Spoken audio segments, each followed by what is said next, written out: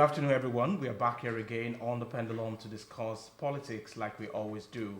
I am Ajibola or Joshua. This afternoon on the program, we'll be looking at something that is very, very germane to our democracy. We all know that we have three tiers of government. We have the federal, state, and local government. Of course, oftentimes people do not accord the due regard to local government administration in the country.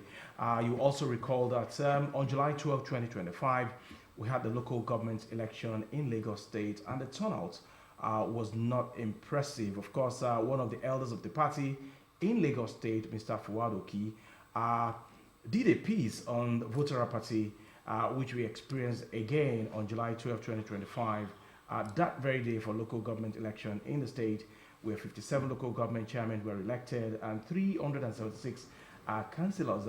People did not really turn out to come and exercise their franchise that day. And if we say that the local government is the closest arm of government to the people, why is it that the people are not interested on who becomes their chairman or councillors anytime there is local government election in the state? These are some of the issues we'll be looking at on the program today. We will also revisit that landmark judgment of the Supreme Court, which was given last July 2024 to be precise. It's exactly over a year now, and granting financial autonomy to local government is still a bit difficult because there are hurdles set before these councils for them to overcome before they can actually open account for the Central Bank of Nigeria to be crediting their local government account directly.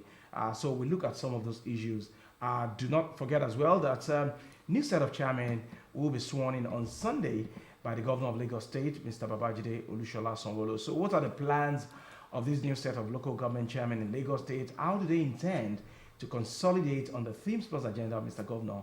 These are some of the issues we'll be looking at on the program this afternoon. We'll take a very short break. When we come back, our conversation on the Pendulum this afternoon will start.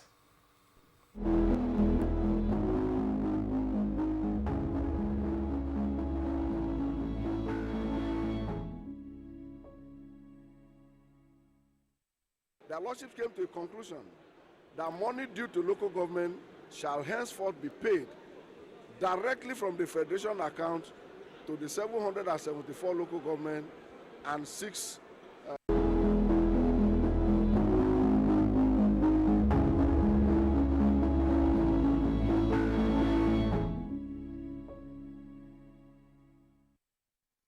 It is still the Pendulum on Lagos Television, our weekly political program. This afternoon, once again on the program, we'll be looking at local government administration in Lagos State. You all know that we have 774 local government in the Federal Republic of Nigeria. We have here with us in the studio one of those who were recently elected as one of those 57 chairmen in Lagos State. It is my pleasure to welcome to the Pendulum this afternoon Sheyi Lawal Jakonde is the chairman-elect of Odiolowo Ojuoye Local Council Development Area. It's a pleasure to have you. Thank you for having me. Okay, so you participated fully in the last local government election in Lagos State, and eligible voters did not really turn out to come and exercise their franchise during that election. I know what the party did to sensitize Lagosians on the need for them to participate in this election. Mr. Governor did the same thing, and Lasiek was everywhere in Lagos educating people on the need for them to come out on July 12 to come and vote in new set of chairmen and councillors. But at the end of the day, the turnout was not impressive, which prompted one of the leaders of your party, Mr. Fuadoki, to actually put up a piece complaining that it appears the people are not connecting with the grassroots anytime we have local government election. But by and large, what is your own assessment of that election, and what is the missing link? Why are people not interested during local government election on who becomes the chairman as well as the councillors? So thank you. For me, I had a different personal experience. Okay. You know, I was a candidate in the last local government election in Odiolowo Ojuoye, to be precise. And we're coming from the votes that we did gather at the end of the day, which is about 58,000 and I think 95 votes. against it's a very impressive number, considering what we have, over time in the previous elections. So one thing I would just notice, because even on that day we had a couple of yes, a couple of interviews, and one of the reports, one of the concerns of one of the pressmen was the fact that we had people, young people, playing football, and the voters' turnout was low. When you look at the LASEC guidelines for that election, you notice that the timing for accreditation, right, was also the same timing Of voting. Yeah. So you don't expect, you probably might not find a lot of people on the queue, because once the voting started about 8 a.m., and when people finish with the accreditation, they just go straight to vote, and most people just go back home. So it's just different from like the previous election, where people have to have the accreditation, then come together at a particular time, most of the time by noon, and then vote. So I think that is one of the things that people must have noticed. But as far as my local government was concerned, we had a very impressive turnout in the last election. Because I monitored the election as well, and in most places where I visited, the turnout was not impressive outside of Odiolo now. So is it that the people do not really value the importance of local government, or what exactly is happening? Well, of course, yeah. The general, we need to do more. Of course, I agree with it. We need to do more of advocacy as far as the local government elections are concerned. However, I still want to. As far as my local government was concerned, I still want to state that we did have an impressive turnout. But yes, I do also look at your view, where people do not actually appreciate the administration of the local government. So how important is this tier of government? We have federal, we have states, and of course local government. Local government is equally as important as other local government. It's the third tier of government, and in fact, perhaps I would say it's the most important, level of government to the people. It's the closest to the people. It's the government of grassroots, and that is where you expect grassroots development and governance. So it's something that it should be of very, very high importance To the people, to determine who becomes the local government chairman. It's something that's very, very important. Something that we need to give a lot of enlightenment, to continue to advocate, and for people to see the need. Because most of the complaints that we get from people, most of things that people go on social media to agitate against governance, they're actually things that can actually be resolved, at this level of government. Okay, so if that's your submission this afternoon, then how then can we bring the attention of people or their interests? How do we bring their interests regarding what is happening at their local government level to bear? Well, that has to do with the people themselves. There are also some concerns that were raised during the election, and that has to do with the INEC voters register. In most times when we have local government elections, don't forget that local government elections, the Lagos State electoral body, or any of the state's electoral body are dependent on the INEC register. So sometimes during this process, they have to, they hold INEC, the old INEC registration are always, things that are available, things that are applied to those elections. Unlike in INEC elections, where there will be a voters registration review, where people can still go and register, because between those dates, between the election time for local government and the voters' data that they probably use for it, there must have been, some people have moved from where they were living before to where they move, and some people have misplaced their cards and all of that. But there's always a lot of voters validation, more of advocacy from INEC when it has to do with the INEC election. So most state elections just do with what is available, and most people don't find, either they don't find their names on that register, or they have, relocated to other places. Okay, you are not alien to local government administration. You've been a vice chairman before you were elected as the chairman of Odiolo Ojue Local Council Development Area. So, when you compare the last local government election to what we had recently, is there an improvement in terms of performance from the Lagos State Independent Electoral Commission, LASIEC? Absolutely. As expected, there's always, don't forget that at every exercise, you sit down, you do a review, there's no perfect exercise. So at every stage, there must be a constant review, and put new corrections and new amendments. Of course, there was, and I'm sure that's what informed this process where they adopted the accredit and vote. Okay. Unlike in the past where you have to do your accreditation First, then come later back you come and vote. Yeah, so you probably will not have noticed or witnessed most places where you see a lot of, a crowded voting center.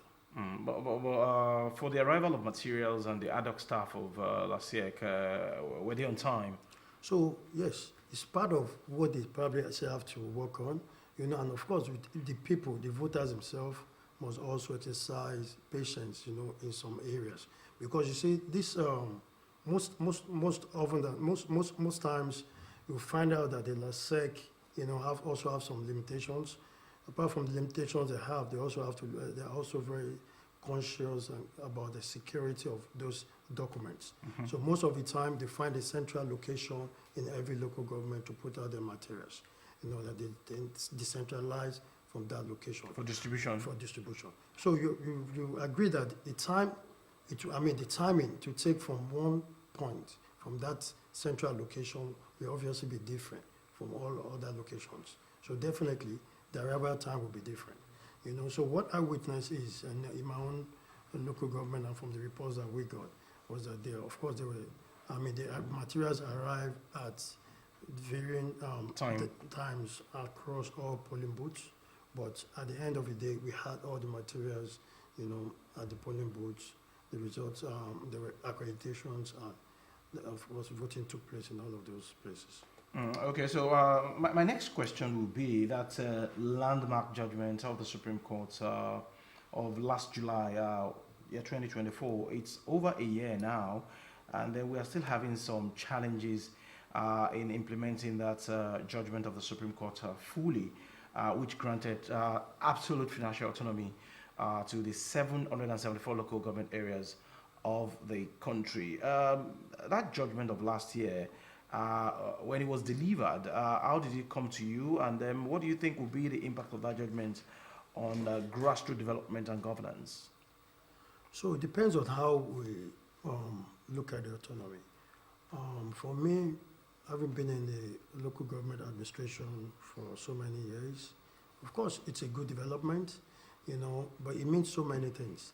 You have to look at it from the perspective of course, increase revenue to the local government, but that really does not really apply to a state like Lagos, because when you talk with the states that such increased revenue applies to, are states where they have a kind of deductions, or where they have some kind of issues between the state governor and the chairman. Where most of those allocations or resources coming from the federal do not actually get to the local government. Okay. But that is not the case in Lagos State. In Lagos State, it's actually an exemplary state, a peculiar situation, case where those funds actually come just through the states and delivered to the local government. And that's why you see a lot of grassroots development happening across all the NCDAs in Lagos State. So you also have to look at it from the aspect of financial independence. Okay. Where certain decisions, have to be taken independently, and not just the fund allocation. Because autonomy comes with a free financial independence, that comes directly from the local government without having a superior authority, making decisions or you have to get approval from those authorities. So it also comes with all of that. So, of course, that aids in quick decision making. It makes the local government, within their own local system, take decisions that they feel that are fit for their own people, and able to, move fast on a lot of programs that they deem fit, for the grassroots development of the area, rather than having to wait for some sort of approval coming from that state or coming from the state assembly, as the case maybe in this situation. So we have to. So there's a lot of perspective to that financial autonomy. But ordinarily, I feel that it is not. My own personal opinion is not something that is. It's something that is worth to be celebrated, because this is just something that should be natural. Considering that this is an arm of government itself, that needs funding for it to operate, to fulfill all its obligations to the people, So going through that route, to get that judgment, to get all these things done, I think it's something that should actually be above, and not coming from this angle, But other than that, I believe that with all the committees and stuff that have been set up, just to look into how, this financial autonomy can actually be achieved, I believe that maybe in very, in the very, very near future, we should have all these things resolved. Okay, so what does it portend for? What does it portend for our democracy, and is it going to impact the gravity of development at the grassroots throughout the country? Oh, absolutely, absolutely.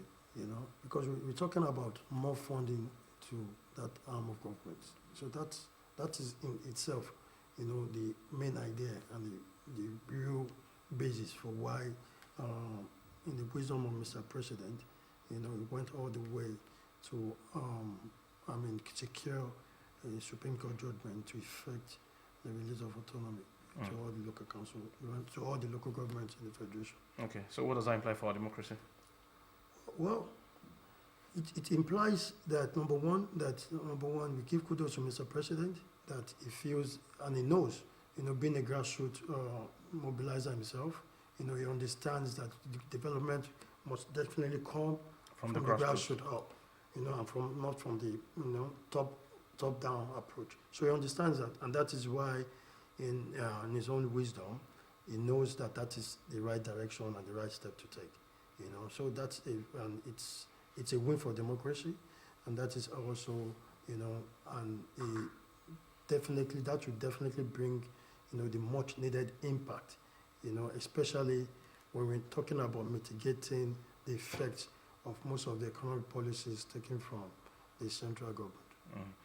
All right, it's still the Pendulum on Lagos Television. Once again, we are looking at local government administration in Nigeria vis-a-vis that landmark judgment of the Supreme Court, which was delivered in July 2024. We'll be going on a very short break now to bring you that significant event of presentation of certificate by the Lagos State Independent Electoral Commission to the new set of chairmen and lawmakers at the grassroots level. We'll be right back on the program.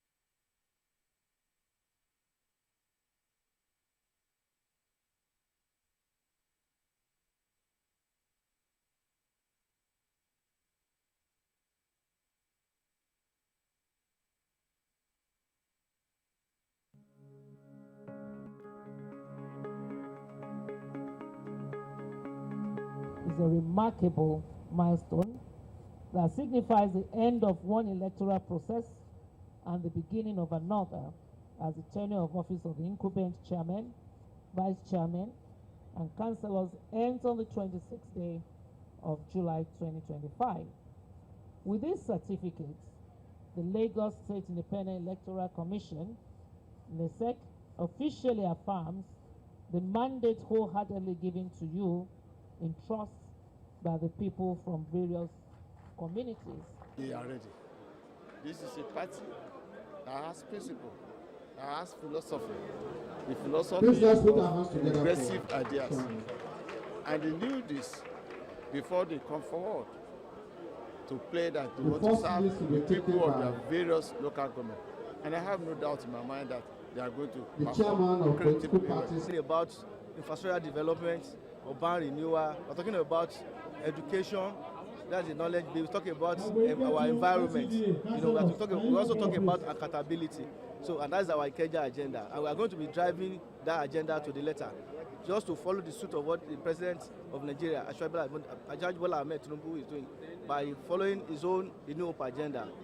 Mr. Governor talking about SIM agenda. So our own agenda in Ikeja is Ikeja agenda. The number one citizen of the LCDA, I need to ensure that there's security for my people. And before now, I've put together an 8-point agenda that encompasses every facet of governance. And I have engaged my people. I know what they want. I know what their expectation is, and I'm going to be working towards that with my 8-point agenda. We have developed a blueprint which we intend to follow to the fullest in the next 4 years. It's called SHIELD. So it speaks to security, infrastructure, health, education, environment, the local economy, digital governance and civic participation. I know my people will come out and vote for me, so that's why I went to the other party to contest. I'm a first-timer councillor. Because of godfatherism, they don't want to give me ticket. So I went to PDP to go and collect my mandate because I believe it's my mandate. That's why I'm here.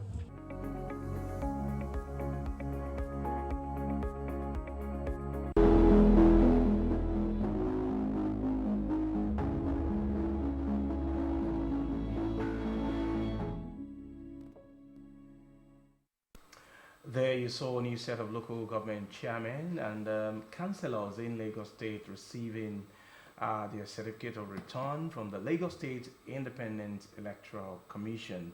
And hopefully they will be sworn in very soon this week, precisely by Mr. Governor, for them to start adding value to the lives of those that entrusted them with their vote. We still have in the studio the chairman-elect of Odiolowo Ojuwe Local Council Development Area, Sheilawa Jakonde, and together we've been looking at local government administration in the country, financial autonomy for local governments, and some other things that we can do to make governance at the grassroots better in the country and precisely Lagos State. So before that break, we were talking about the implication of that financial autonomy for grassroots development in the country. Now, members of the Senate Committee on Constitutional Review visited different parts of the country recently, and then there again, the Deputy Governor, Dr. Kadri Obafemi Hamzat, did amplify the fact, the need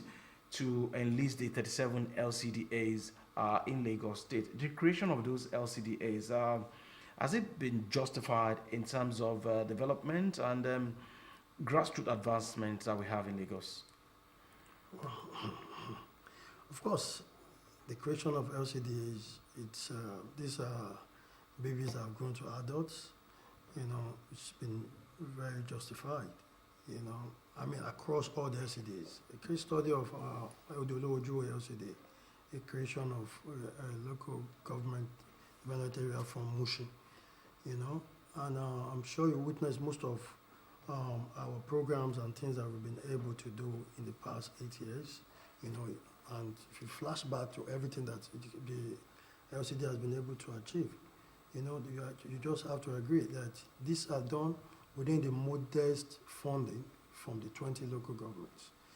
Lagos local governments has been, hanging on all of the allocations from 20 local governments to develop 37 extra LCDs, and they're doing fantastically well, across the states. Okay, so on Sunday, Mr. Governor, Mr. Babajide Olusola Sanwo-Olu, is going to swear in the new set of local government chairmen in Lagos State. How optimistic are you for that day? Well, it's a call to service. You know, it's a call that we have aspired for, you know, starting from the party primaries, you know, to the general elections. And so Sunday is a day where we take the oath of office from from Mr. Governor, having the current administration expiration of 26th, you know, which is on a Saturday. You know, and that informs why we're having the ceremony on a Sunday. So it's expected that by Monday, you know, we should hit the ground running, you know, to start to deliver on all of the campaign promises that we have actually canvassing the hopes and corners of the community. Okay, Mr. Governor also had some kind of engagement with all the candidates then, and the party leadership, of course, I saw Baba Lucy spoke to all of you on the need to be up and doing and consolidate some of the gains of democracy being propelled by Mr. Governor and his deputies. So for this new set of chairmen, how do all of you intend, under the umbrella of Conference 57, intend to consolidate on the gains of the Themes Plus agenda and, of course, align yourself with the level of development in the state so that the name of the party would at least continue to fly in good colors before negotiations? So I believe, you know, that coming from more than, I think about 457, almost 500 people that actually aspired for the 57 positions, you know, one, it's only a challenge, you know, to ensure that every of his campaign promises and all the cardinal principles of Mr. Governor are consolidated on. In my own case, for Odolo Ojoe, LCD, for instance, it's a journey, you know, it's a continuity of a progressive Because you were part of the former administration. You know, being the vice chairman of the current administration for the past 8 years. You know, we've been able to achieve a lot of people-centric programs for the past 8 years. We have so many policies and programs that we actually have commissioned, you know, in the past 8 years. I believe that the people, we've been able to endure that's governance to the people of the community. So from day one, we're going to start to consolidate on all of that. We're going to sustain all the programs that we have actually achieved in the past 8 years, you know, and start to bring new innovations into it. So it's a journey of continuity as far as the Ojukwu is concerned, and that is why the people have actually entrusted, you know, their vote and confidence in this continuous journey. So your experience over the years at the local government level, how is that going to come in hands-on and help you propel the developmental agenda of Mr. Governor as well? Yes, the experience is a big advantage, you know, knowing how we have been able to do as a second in command in the local government for the past 8 years, working in close relationship with a very hardworking Executive Chairman, Razak Olushola Jala. You know, we've been able to take a lot of policy decisions together, been able to actualize all our campaign promises for the first 4 years and continued for another 4 years, you know, which will end tomorrow. So for all of that experience and all that we have done together and all that we have actually implemented, it's a journey in progress. For instance, we have a Chairman's Cup competition, which we started 5 years ago. We kicked off the chairmanship. We kicked it off yesterday, you know, which is just 2 days to the end of this administration. That's a season. The season 5 will run from 21st, which was yesterday, till September. You know, so it shows that, you know, there's a continuity in what we are doing, in what we have started, what we're doing, and where we're going. So in so many aspects, in so many of our agenda and things that we have actually initiated, you know, there's no stop. You know, it's just something that we start from on Monday to start to do all of the things that we have done before. And then we start to bring on the innovations that we've actually promised the people. During the electoral campaigning, I've anchored my campaign on 4 agendas, which is the EWA agenda. You know, going across the 8 for health and environment, the E is for education and empowerment, W for works and security, while the A is for agriculture, tourism, and sports. So how does this align with the vision of Mr. Governor? Because Mr. Governor has the team's agenda, but we also have to understand that from our local government.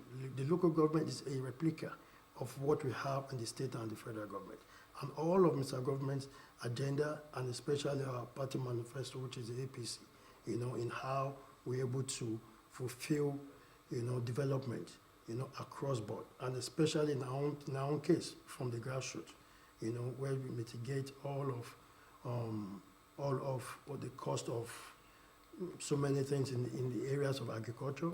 For instance, part of our programs over the years, started almost 7 years ago, is to ensure that people, we're able to mitigate in terms of food, cost of food items, actually come down. During the season we sell chickens for as low as... Chairman elect, I don't want you to do free advert on our program. If you want to do advert, you come and pay. Okay. Before we let you go on the program this afternoon, we'll go on a very short break. Again, remember we discussed about that landmark judgment of the Supreme Court granting absolute financial autonomy to 774 local government areas of the country. And when that judgment was delivered, the Attorney General of the Federation, Mr. Lateef Fagbemi, SAN, had so much to say. So we'll quickly listen to that again. It's been over a year of that judgment. Then we'll quickly come back to the studio and wrap up the show.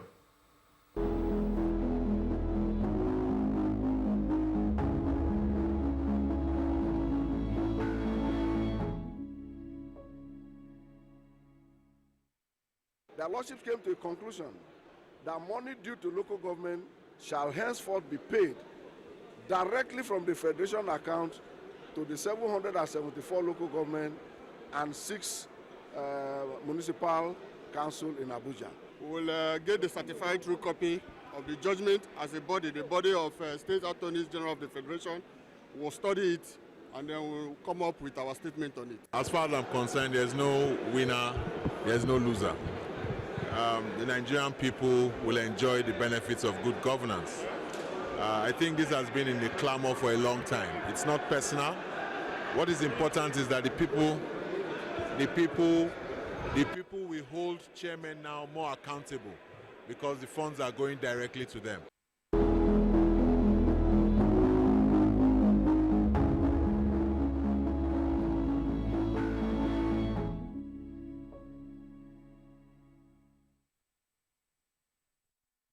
Okay, it's still the Pendulum on Lagos television. Before we let you go this afternoon, the chairman-elect of Odilu Ojue Local Council Development Area. Okay, new crop of chairmen will be coming on board, and your party campaigned in the 20 local government and 37 LCDs of the state, as well as the 376 wards. So, from this new crop of chairmen, it's a one united family of APC. What should Lagosians expect in terms of governance? Because Lagosians should expect massive grassroots development, as it has always been established.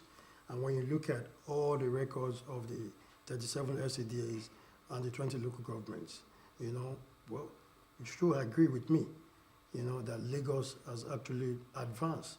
We've moved forward, considering that we're using resources from 20 local government.